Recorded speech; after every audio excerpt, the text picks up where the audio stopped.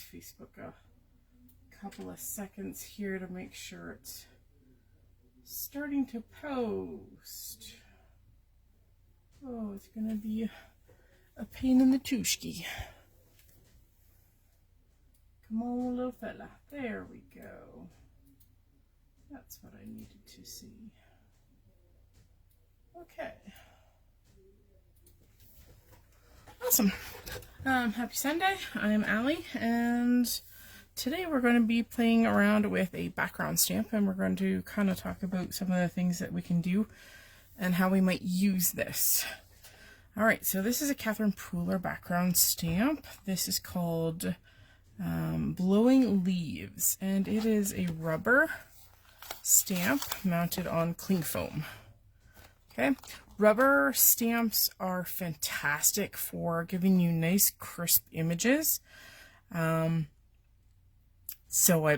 a background especially, I love a rubber stamp. You can get nice clean crisp lines when you're doing this. So let's get started by throwing this in our regular size Misty.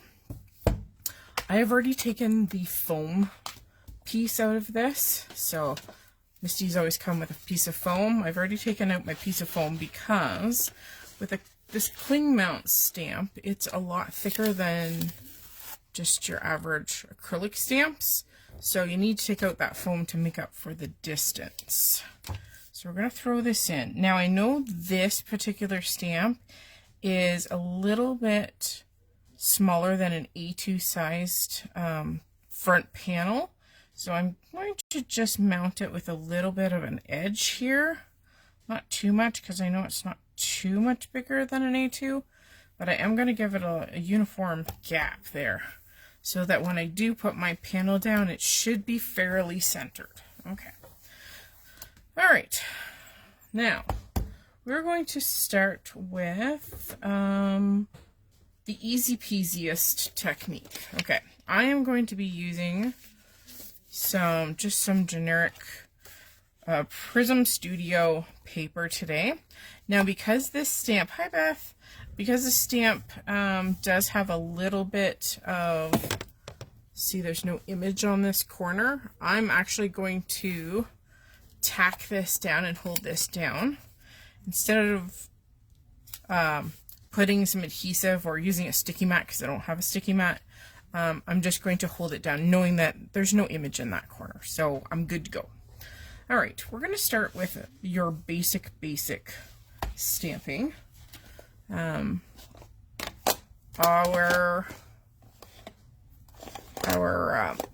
cardstock is smooth. Actually, you know what? This cardstock is Bristol Smooth. That's what it is. Sorry, I forgot that I cut them up. We're going to start by just putting a base color down. So I'm going to use Hot Tub. It is the lightest of my three colors. So we're going to use Hot Tub, Skylight, and Succulent. Okay. Hello, Teresa. How are you? Okay, so we're going to start with a base color because it's just easy peasy. Especially if your two colors or three colors or whatever blend nicely, then this is great way. Now this is also the faster way. I am going to add another inking. This is the beauty of the Misty. Thank goodness for this tool. I don't know about you, but it changed my creation accuracy like 100,000%. So I'm just gonna make sure I get into all the nooks and crannies, and I apologize for my fingers. I went and had to fill one of my Copics and I went whoops, so I apologize for that. Okay, I'm just going to clean off my stamp here with my stamp chamois, and then we're going to add a little bit more color and detail, and I apologize. If I could put my camera the other way, I definitely would. Okay, so now we're going to work with, actually let's work with Succulent because it's kind of like a medium tone, and I'm going to pull in a brush because I don't want to leave lines. So if you take an ink pad to your stamp surface, see if I can show this. Okay. So what happens is you leave specific lines. okay? I don't want lines, all right? I'm going to just wipe this off. So to alleviate that problem, what you can do is you can use a brush for application on your stamp surface instead.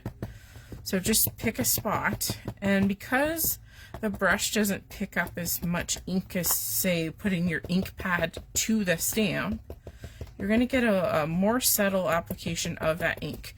So that way, because these Catherine Pooler inks are translucent, you're also going to get a new color because the two colors are going to overlap, and you're going to see both colors, and it's going to make a new color. So, and of course you can go over and add more and more ink if you want to concentrate that color, and that's what we'll do. We're just, again, I'm just tapping the stamp here, just concentrating that succulent green ink there into the same spots I did before. And you can see it on the stamp set as well. Okay, so now what we've got is we've got a variegation of colors. So we've got hot tub to succulent to hot tub again, and it's nicely blended. All right, now let's add a little bit more darkness of the blue. Do you need to dry the colors in between? It's completely up to you, Teresa. To get a nice blend, I don't think it really matters. And with most inks are going to dry pretty darn quick. Catherine Pooler inks and the same. So I don't bother. I just want to get it done. All right, so I'm going into Skylight, which is kind of like a dark tealy, dusty blue. And I'm going to pick different areas on my stamp to add this color. So again, if you're just tapping, you're going to get color in just the areas where your brush hits. So it can be very deliberate. You can cross over areas too, where you know you've put like your green ink. And of course you can always come back, right, and add another layer to deepen the color. And you can relatively make this a fast project because you don't actually move your stamp at all. So you could do a whole bunch of backgrounds. You could start with that hot tub and do, say, 4 panels, right? Okay. And then you put them all back in again and do the second round. Do the green. Okay, so I still want to deepen and darken a little bit more some of these areas. So again, you can layer and layer, and if you want to concentrate the ink, you can go ink pad right directly to your stamp surface. Absolutely. But just know you have to soften the edges if you want it to look blended. Okay, so I still want a little bit more in this area here. So, okay. All right, so that's what we ended up with. So we have our darker areas with the skylight kind of in here, blended through with the hot tub into the succulent greens and then back and forth again. So it makes for just a little bit more pizzazz than just having one color. And very easy to do, right? All it is just a couple of inks and you're good to go. All right, so I would be absolutely happy with that as a base, but I want to show you how you can kind of up it one more bit here. So I'm going to take this out for the moment. We'll set this aside. We'll come back to our stamp because I'm going to show you a few ways to use this. Let me just make sure I'm on camera here. All right. So now what I might do is I might bring in, this is just a palette that I use because it's slippery. I'm just going to use it like a paint palette. So let's just move this over just a tinkle here. Okay, so what I'm going to do is I'm going to take the same colors that I've already used, and I'm going to make myself a tiny little palette off to the right here. Okay, so all 3 colors, just a little bit, don't need a lot. We need some water though, so, whoops, I got stuff falling down. So we need a couple of water, because we're going to take this up just a tiny little bit. All right, I'm just going to grab a detail brush because I've got a lot of thin lines in here and thin places. I think I can bring you guys in a little bit more here. So you can see that some of the vein parts there are left white, so there was no stamped image there. I don't want to color over them. So to soften this, because sometimes the texture of your paper shows, so it's very obvious in this one that it's kind of grainy. It's not quite solid. And you could stamp and stamp 100 times to get it smooth. Sometimes it just won't. So this is a way to kind of smooth it out and almost make it look like it's been watercolored. So these are water-based inks. And I'm going to take in, and you can do it one of 2 ways. You can take a wet brush. I'm just going to tap off just a little tiny bit of the water in my brush so it's not like super sopping wet. I'm going to go in and I'm going to paint that water surface, or sorry, that surface with water. And it's going to just redampen that image. And then I can go over to my paint here. And I'm just going to add a little water, mix it up a little bit, and I'm going to use it almost like a watercolor. Tuna's doing good. Tuna goes to the vet this week. And you can accentuate and highlight and do whatever you want. Basically, you're going in and you're going to go in and watercolor and make things a little smoother. And of course, if you have a blended image, so this one actually has both hot tub inks and succulent. I'm going to go in with succulent where the succulent ink is showing. I'm going to do that first. And wash my brush. We need some water up in our hot tub ink there, and I'm going to finish it off. So you can blend just like you kind of did with your inks. So wash your brush, and you can do this for all the leaves, and it makes for a nice watercolor look because you take that image and you kind of soften the ink and make it all blend together. So I did that with this one, and this is my finished product. So in comparison, same paper, same kind of paper. This one has a little bit more grainy detail because of the stamp, but I went in with this technique and added the ink to smooth things out. So now it looks a lot more watercolor-y-ish.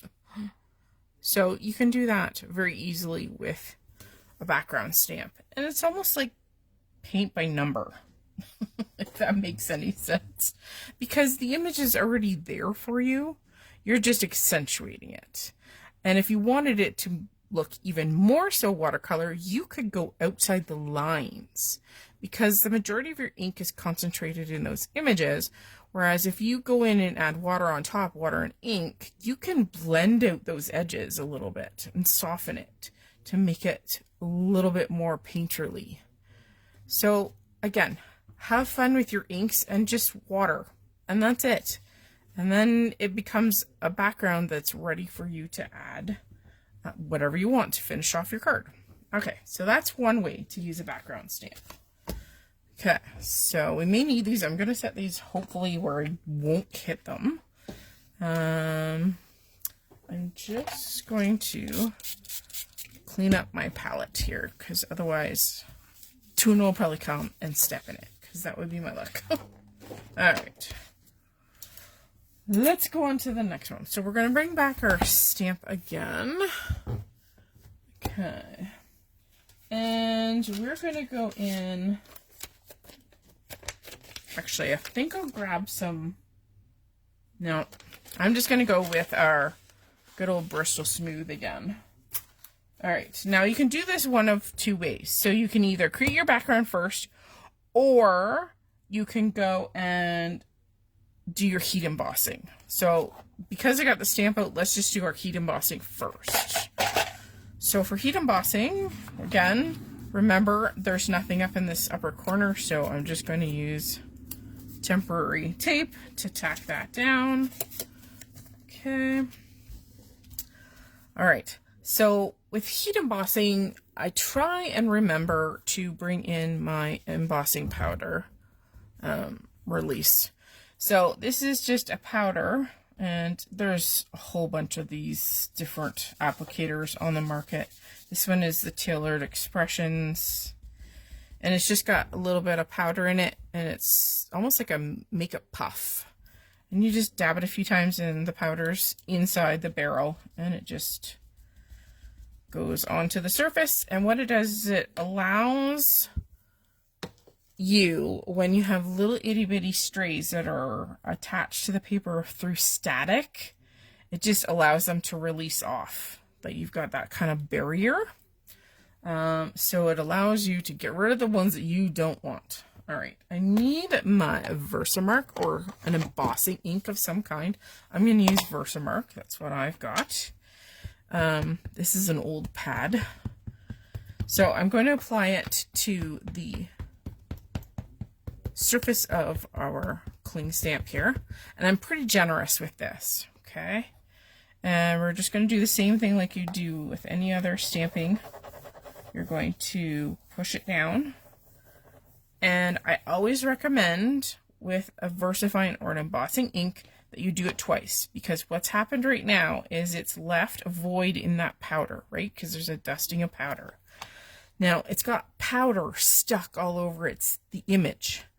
So I'm going to go in and restamp it just to ensure that I've got enough Versamark or sticky ink on the surface now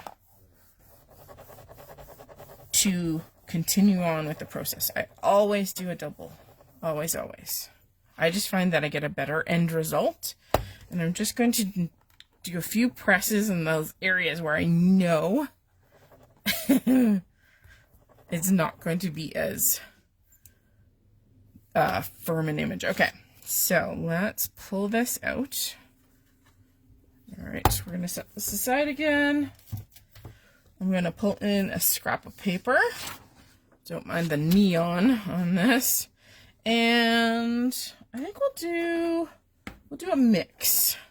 So this is how you can do a mix of colors. So I've got a gold detail and a copper detail. That just means that the embossing powder is extra fine and will do finer details. It's ground down to more of a powder versus a grit. So I'm just going to take my hand and I'm going to find a few spots to hit with the gold. And of course you can't see because Versamark is clear. Okay, so it won't show up in the camera until I add powder. So you can see now, because it's sticky, it's attaching itself to that sticky image and is going to stay there. And again, this is why I do twice. And I'm leaving holes. I'm not doing the whole thing because I don't want to do the whole thing, and I'm going to show you why. I'm just going to make sure that it's concentrated a little bit. And try not to get your fingers in it either. So that's all my gold, okay? So I haven't done the complete image yet.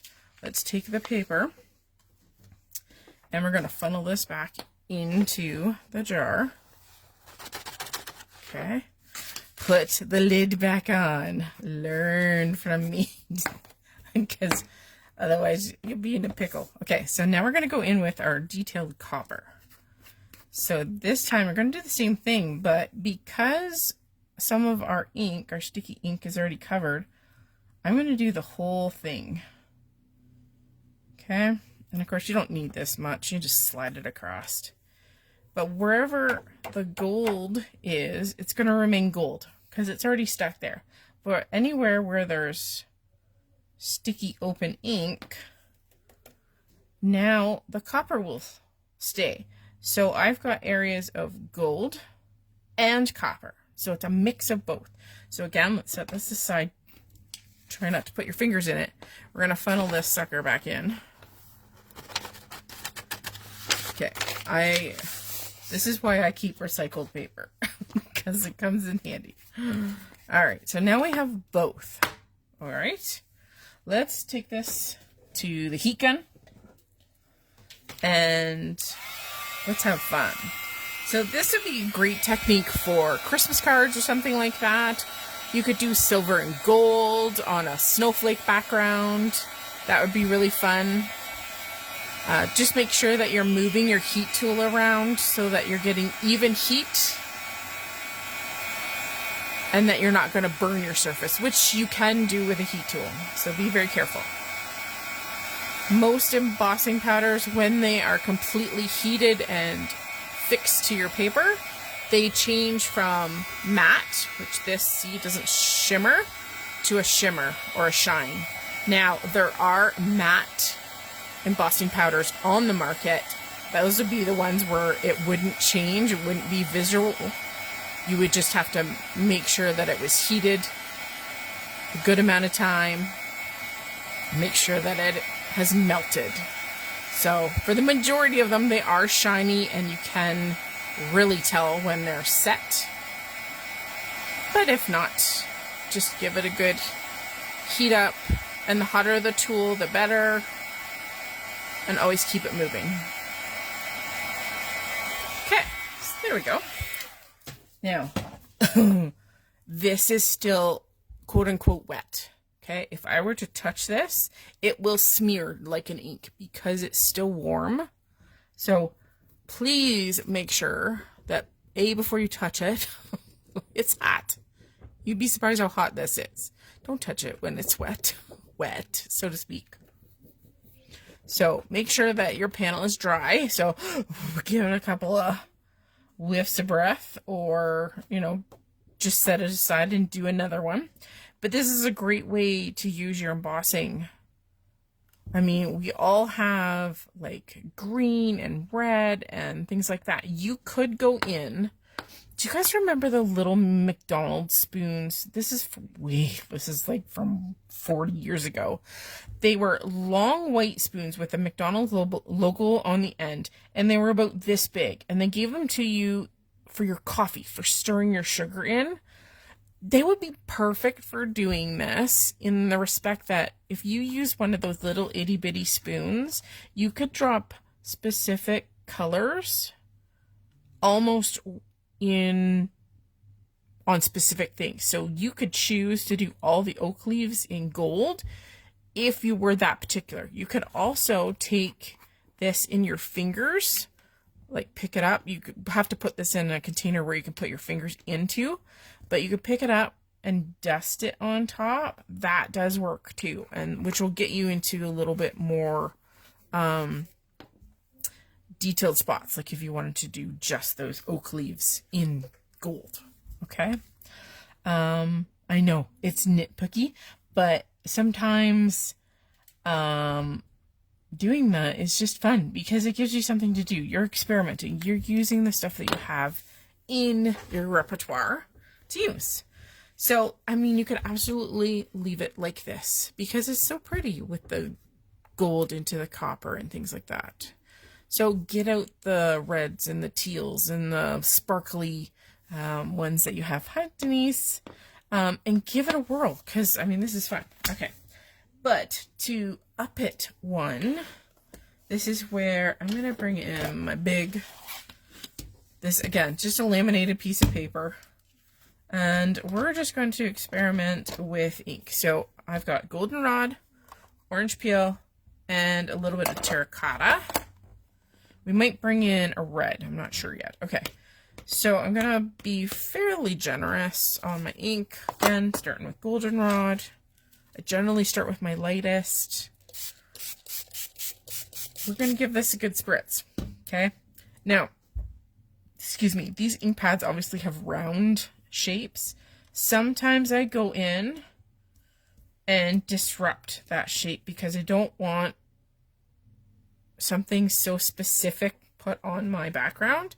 It's the same concept of I don't want to leave lines when I do my stamping. So I just break up those shapes just with my fingertip.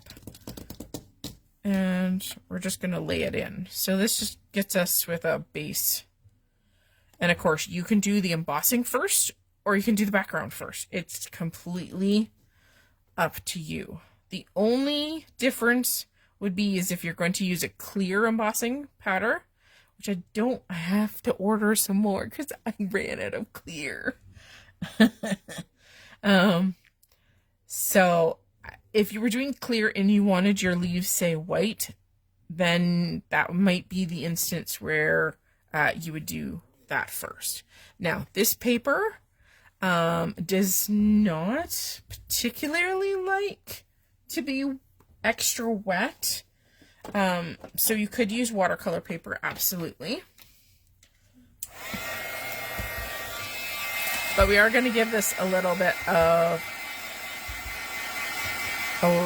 a heat because I want to get some of that background to dry. Now be careful because you've already put that embossing powder there. It can get warm again and it can also remelt a little bit. But for the most part, it's pretty good. It's pretty stable. Okay. It's okay to have wet spots, so do it again. So I've still got a good amount of yellow, our goldenrod, which is such a pretty fall color. And move your paper around and pick up from different spots because you'll get different interactions and puddles and drops and things like that in different spots. So again, you can heat set it and go from there. This is the only downfall of doing this on a live is that it does take time. But this would be a very relaxing thing to do, is to sit down and have a whole bunch of these embossed and ready to go. And you're just going to experiment with ink. That's it. Okay, so I'm not going to bother to clean this up. We're just going to go in with the next color. So this is orange peel. So this is a nice orange autumny color. And I am going to add a little bit more water. And the more water, the more the color of your ink is going to dilute. So if you want a richer orange, either you use a darker orange in color or you just use less water. And of course, I'm going to allow these two colors to mix so I get another color in between our goldenrod and our orange peel. So we're going to dip again. And of course, if you use your hands and give it points of contact by pressing down, you're going to get a different effect as well. I like the splotchy look. I don't know why. I guess it's more painterly, and I like that. So again, I'm just going in and touching wherever I kind of want a little bit more orange. So we have some very much yellow areas, but then we've got some orange overlap. So you get to play. So this would be great to do with your kids. Even without the embossing, just get your kids to do little puddles and have fun with some paper. Experiment with different kinds of paper too. Maybe your base color of paper is craft. You know, you could do that. Or cream. That would be pretty. I'm trying to get the drips off of the paint. Okay. So now you can absolutely clean this up. I think we'll clean this up for our terracotta, which is our next kind of like, well, terracotta color. It's in the most appropriate name. Okay. All right. So terracotta. I'm going to put a little bit of terracotta down.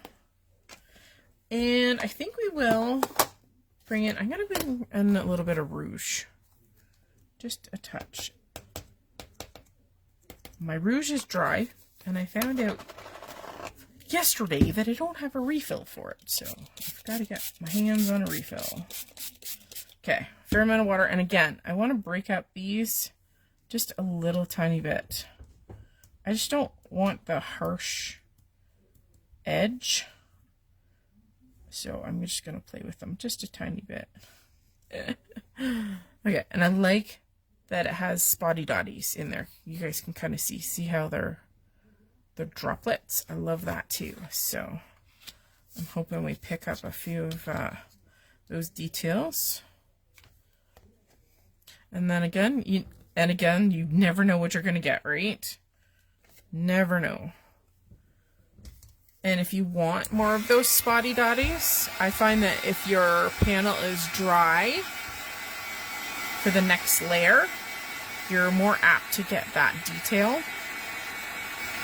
So be aware of that. So I like the blotchy. I like the hard edges of the paint, you know, kind of like this here. That's like a hard edge. I like those details. And you may not.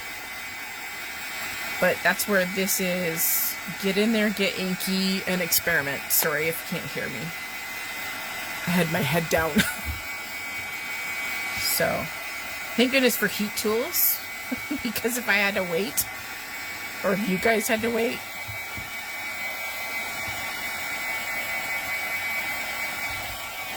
Okay.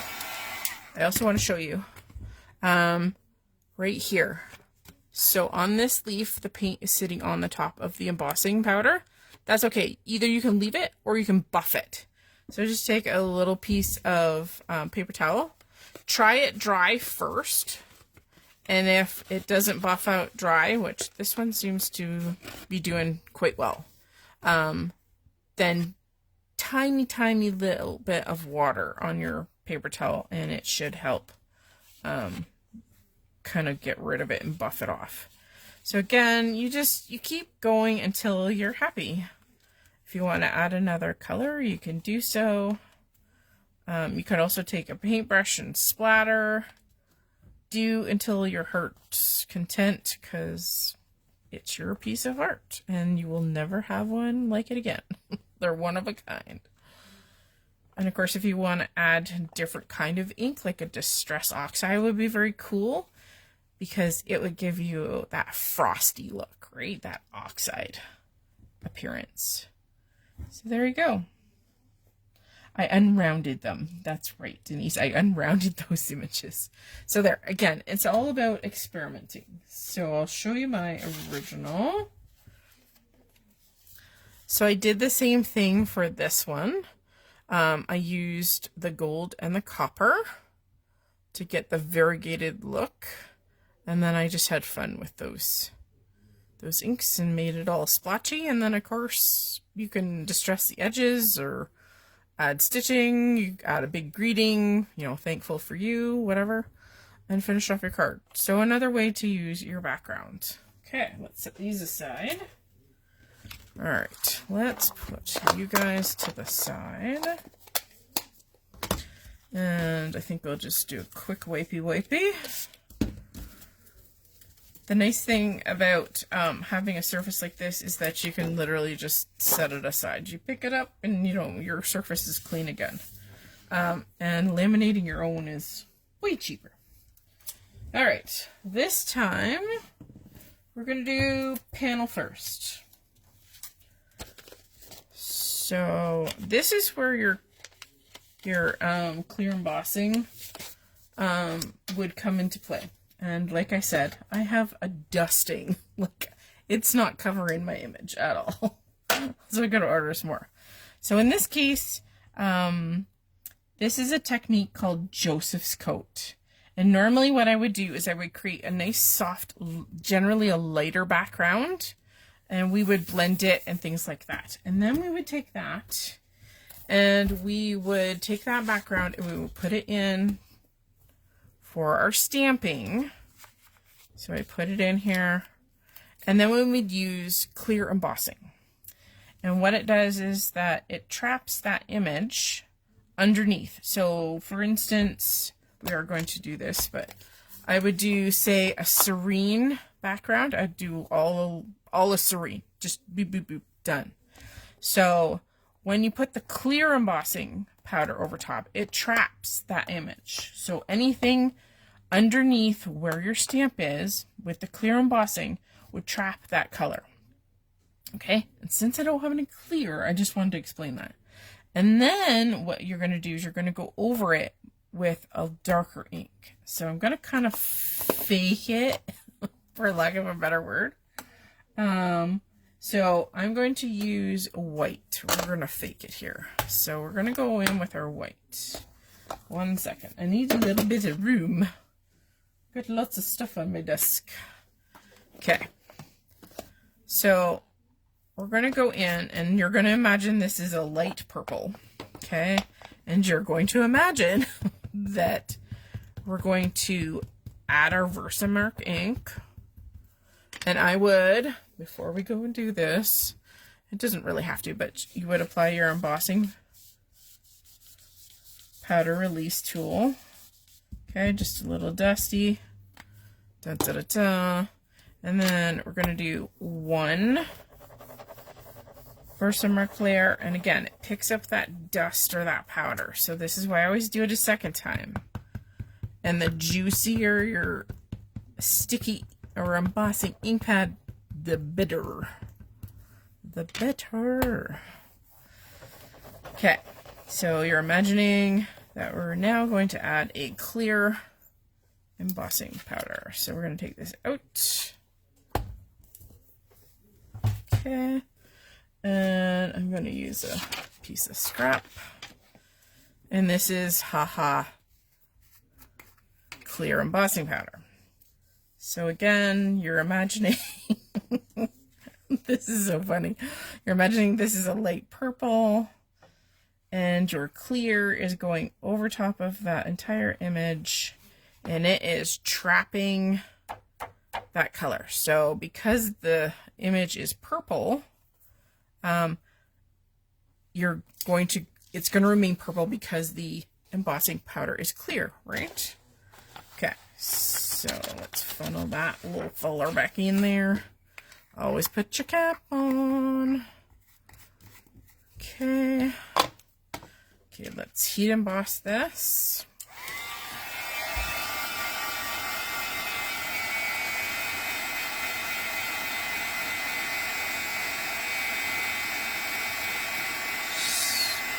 They say you're supposed to do it far away from your paper. I don't. Just as long as you keep your tool moving, you'll be fine.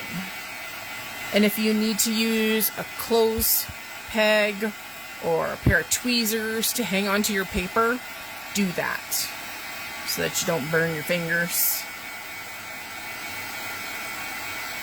Again, I'm just making sure that everything is melted, that we don't have any unmelted spots, which we did at the top there.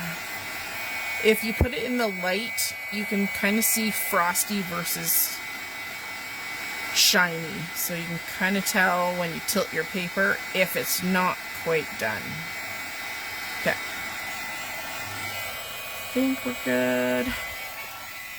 And so you're aware, you can over emboss it. So what happens is if it gets too warm, too long, it actually sucks into the paper and it's not as crisp as it would be if you just heated it, it melted, and you're done. So be aware that you can actually overheat. Okay, now what we're going to do is we're going to do kind of a blended background here. We're going to use some purples because why not? Why is fall always oranges and greens and that kind of thing? It can be purple, right? It can be purple. Okay, to protect here, I am just going to hold my project down to this piece of paper just so it doesn't migrate. Add some skin cells, press that down, and it's just going to help it from moving. So I think I'll start with Serene. So again, normally underneath this whole panel would be Serene. And you would only see just a shine of your image. You guys can kind of see the shine up here where the light's reflecting. You can't see probably the rest of it just because of the way the light is. And we're just going to start with blending this in. And you can use any kind of applicator, whatever you're comfortable with. And if you want to add a lot of something, then use a larger brush. And I apologize for the jiggle. Most of this color is going to disappear, I'll tell you that right now. But we'll get some spots. And I never worry about blotchiness on this because it's going to be blotchy and blended and all kinds of fun. So don't worry about if it doesn't look pretty to start. Okay, sugared lavender. So all the colors today that I have been using are Spa. So Catherine Pooler has kind of 3 lines of ink. There's the party line, which is kind of bright and vibrant colors of the rainbow, and then Spa is a little bit more muted. So it has a little bit more gray to the colors. Okay, I still got another couple of colors to add, so I'm starting out light. You can always go back and add more. So I'm just working my way. So we're using the Spa colors from the Spa line. Okay, Sangria, it's a little bit more wine colored. And again, you can go back in and see how we have really dark edges. This is a very pigmented color. So just be careful if you don't want like your entire project one color. Okay. So we're going to go in and intensify again. I'm going to go back to the sugared lavender. Now normally I have a brush a little bit closer in color, but this one I don't. These two colors are fairly similar to one another, so I'm just using the same brush. And again, I apologize for the jiggle. This one is more violet toned than the other one, which has more red in it. And again, you just work this until you get the color that you want. And I would rather get very intense colors. I'm going to bring in, and this might be a really bad decision.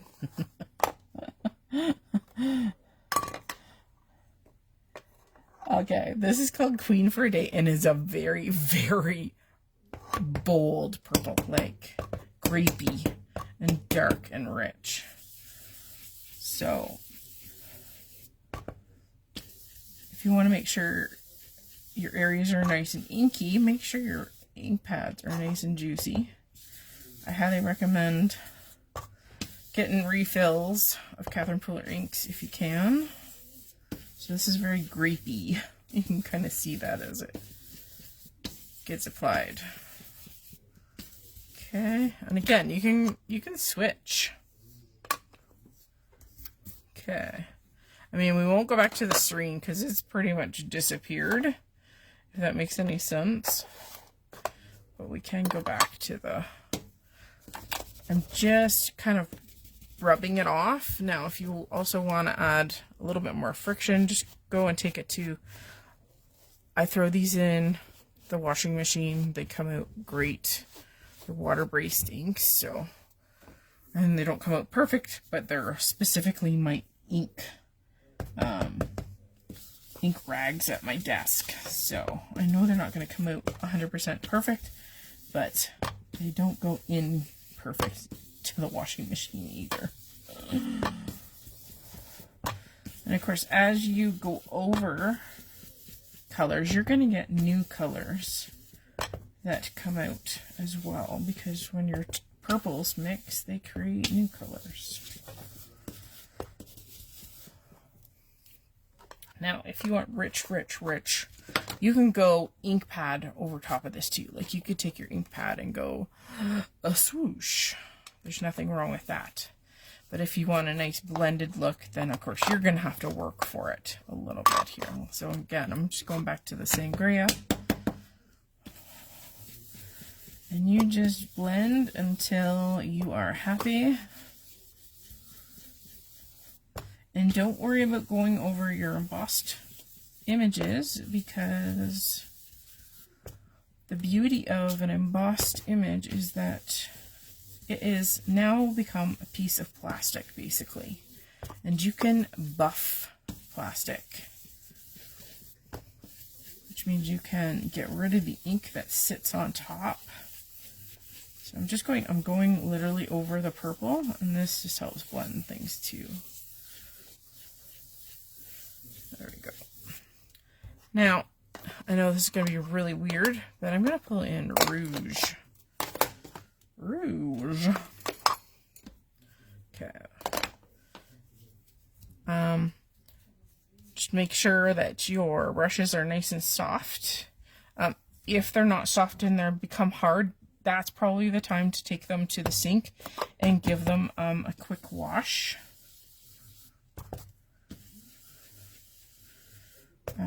Some people say don't bother with the soap. Some people say, you know, a little bit of light detergent like a Dawn dish detergent and you'll be fine. I've done both. I don't think there's not really a difference per se. So what the red does is it just warms up stuff a little bit. I mean, you probably wouldn't even know that you used as many colors on this as you do. So there we go. Okay. So put these aside for the moment. Now, to add a little bit of more interest, I'm just going to flick some water. But I'm going to, normally you just squeeze this, right? If you half squeeze, you get big drops. If you full squeeze, you get more of a mist. But I want kind of something in between. So I'm actually going to use my clean water, haha, and a paintbrush. So kind of a medium paintbrush. And I just find that I get more specific droplets. And because Catherine Pooler inks are water reactive, this is going to work with her ink and pull it up from the paper. So if you can kind of already see a little bit here, it's wicking that ink and pushing it out to the edges of the drop. So the bigger the paintbrush, the bigger the drops. If you want finer drops, go with a finer paintbrush. And sometimes it's nice to go with a mix. And I just let it sit. I let it stew on that surface, because the longer it sits, the more ink it pulls up.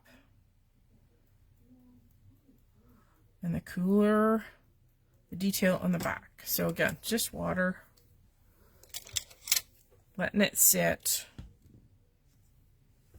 You get different effects with different applications. You could use a toothbrush. It would give you ultimately the super fine spotty dotties. And then I'm just going to grab a piece of paper towel. And after a few, 30 seconds, whatever, we're just going to pick it up.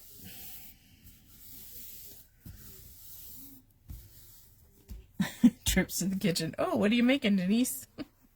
The other thing too is you can take this now and just do a nice swirling.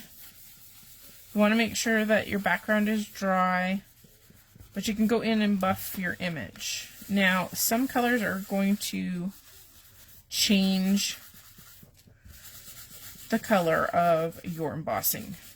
Believe it or not, like the purple is so pigmented that, I mean, this, some of it looks white, but the majority of it kind of looks like a light purple. So remember how I was saying with the Joseph's coat technique, whatever you've trapped underneath there, remember we talked about putting our serene layer down? So this would show up as purple leaves on a dark purple background. So by trapping it, that's the effect you would have. So it kind of looks like this, except for this would be a little bit more violet if it was trapped under clear. Whereas right now it's a little bit more in the purpley, winey tone. But it kind of gives you the effect of what it would do if you were doing the Joseph's coat. So there you go. So that's kind of fun. So this is my original. And I went really dark. Like, look, I did a lot of Queen for the Day. And the water droplets, because I had put a lot of other colors underneath, came out quite bright. So the darker the inks that you use, the more effects are going to reveal themselves. I mean, this one did pretty good too. It's pretty bright. But, I mean, it's the same color palette, but they look completely different, don't they? This one is very, very dark and rich, where this is kind of medium tone in comparison. So, this is just trap that ink underneath your image and go over the whole image. It makes everything pop. Okay. And then this one is experimenting with your different embossing powders. So again, pull out different colors and blend them. So just make sure that when you use one color, put it back in the container. You might have a tiny bit of cross-contamination. If you don't like that, then use your embossing powder sparingly and then get rid of it so it's not cross-contaminated or there's two colors that have mixed. So experiment with that and then do your own background. Okay, and you can do it vice versa. You can do background first and then the embossing. It doesn't matter. And then you can go super duper simple and just stamp your image and use a couple of different inks, blending them with your brush. And then you can build that up one more step and use your inks and go in and kind of soften out your images and make them almost look more watercolor by painting over them. So lots of different options. I mean, it's the same stamp, very different looks on them. And of course, color is everything. So find the color that maybe you wouldn't have used, like the purples.